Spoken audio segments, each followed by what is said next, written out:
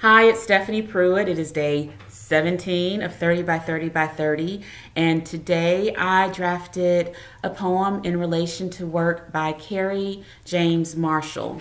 Kerry James Marshall is included in the 30 Americans exhibit, has a couple of works that are on display here in Nashville at the Friss Center. I selected a massive and massively impactful work that is untitled. Kerry James Marshall was born in Birmingham, Alabama in 1955. He currently lives and works out of Chicago, Illinois.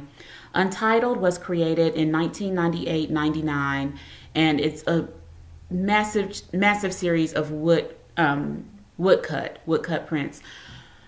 So there are 12 panels, each of them, I'm guessing, about 3.5 feet by 8 feet tall. And that's a guess, that's probably a little smaller, but there are 12 of them.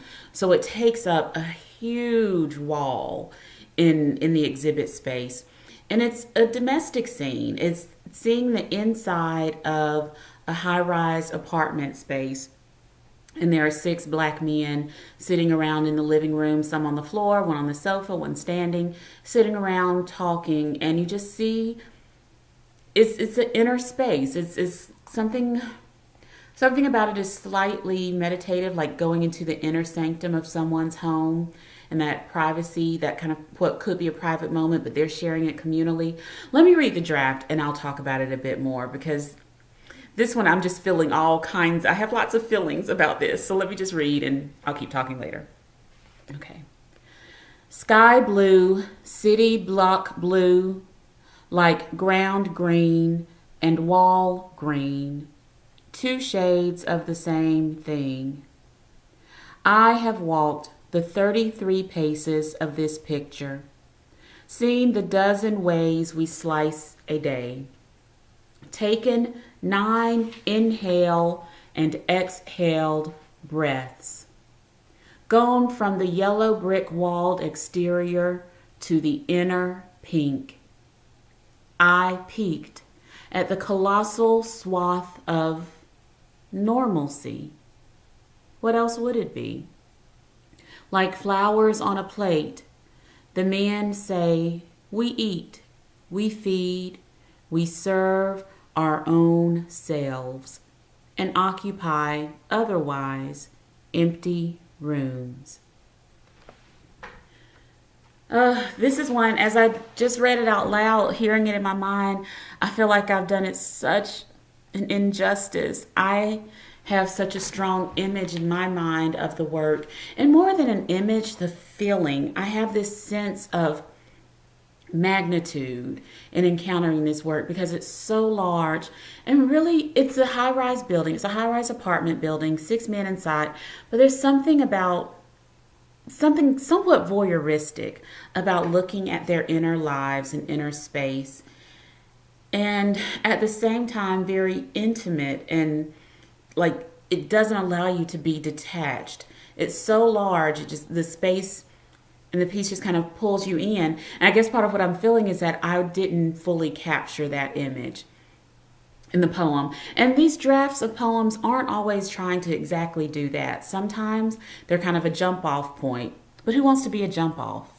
Okay, it's a whole other discussion. But let me just bookmark that. Let's make sure we talk about that later. The idea of a jump off versus an inspiration versus writing in relation and that type of thing. Because ekphrasis, literary writing in relation to a visual work, sometimes the purpose of it is to fully capture the essence of visual artwork, such that maybe if people aren't able to actually view it themselves and see it from reading the poem, from reading, the literary work, they will have a sense of what the piece is doing. That's not always what I'm doing in these poems, though. I'm not always directly trying to capture, the visual work. Sometimes I'm interested in a certain topic, color, idea, image, and then I kind of riff off of that. And then even saying the word riff, it sounds like rip. It sounds like taking, like in a destructive, violent way, and that's not at all what I'm doing. But I will just say, for the first time in this series, I feel like I fell short. Not that all the poems have been great. There have been some that I really liked. Not that they've all been great, but I felt like the poems were kind of just doing what they were doing on their own, And, that was cool. In this case, I so wanted to capture the sense of, I don't know, I'm sure there's a word for this and I'll think of it after I finish this video blog, but it's like the feeling that I sometimes have when I sit in a large, beautifully, intentionally designed space where like architecturally they're very, very high soaring ceilings, especially like chapels or churches where, they're just gigantic ceilings. And I sit in there and I feel in awe of the magnitude of the space. And I suddenly feel connected to something larger than me because of the scale of the space in which I'm sitting. Well, there's something about this artwork by Kerry James Marshall that did that to me today, and I don't believe I got it fully in the draft of the poem. I was definitely interested in the idea of measuring because I think the first thing I thought of was, wow, this is huge.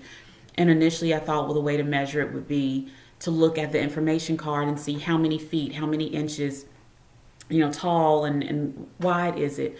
Then I thought, well, another really interesting way to measure it would be for me to walk all the way across the piece and see how long it takes me to walk, how many paces or how many steps, how many breaths do I take. So it was still counting, but I was trying to count the experience of taking it in more so than this kind of hard quantifiable measure. So that's one thing that was in the draft of the poem for me.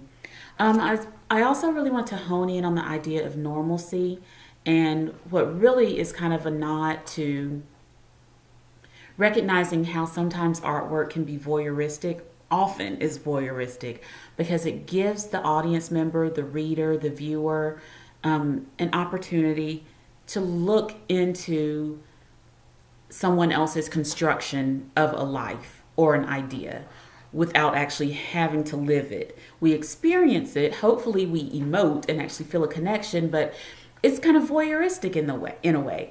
So, clearly looking in this large work, it's like seeing inside the lives or the living space of some Black men.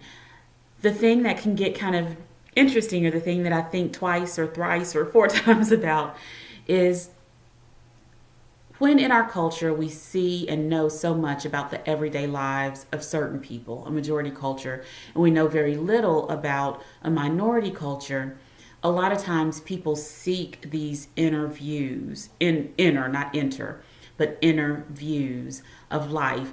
And it becomes like this, crocodile hunter, nature Discovery Channel special. Here we have a specimen of 6 urban Black males in their natural setting. I mean, what is that? Like that's kind of problematic.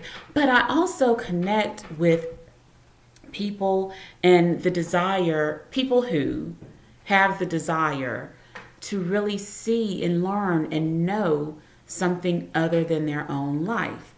The question is kind of, how does that happen, and when does that happen in an authentic and meaningful way versus a viewing the other through the zoo, gates. And, it can be a complicated thing.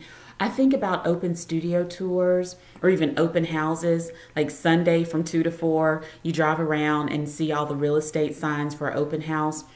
For a while, that was one of my hobbies on Sunday afternoons. I loved going to open houses. And I'm sure realtors hear this and they're like, oh, she was one of those looky-loos who wasn't going to buy a house and just wanted to see. Yeah, I was. I really was. I liked seeing the design of a home. I liked seeing how people kind of laid things out and put things together. I got ideas for decorating my own house. But a lot of it was just curiosity. I've driven by this house many times on my way wherever. I've seen the outside. What does the inner home and life kind of look like? And so I think there is this genuine curiosity that isn't meant to detract or destroy or objectify, but depending on how it's done, it can be problematic. Like, I think about petting zoos and animals that, are in petting zoos. Like, in one sense, when children interact with animals and actually touch them and feel them, it can help to develop like an emotional connection where they will take better care of animals and understand the responsibility and they have this connection with nature that they might not otherwise have if they had not in some way interacted and engaged with, these creatures. But think about that language. It's like the animals have been taken out of their home, out of what's natural to them for someone else's benefit. That can be really problematic.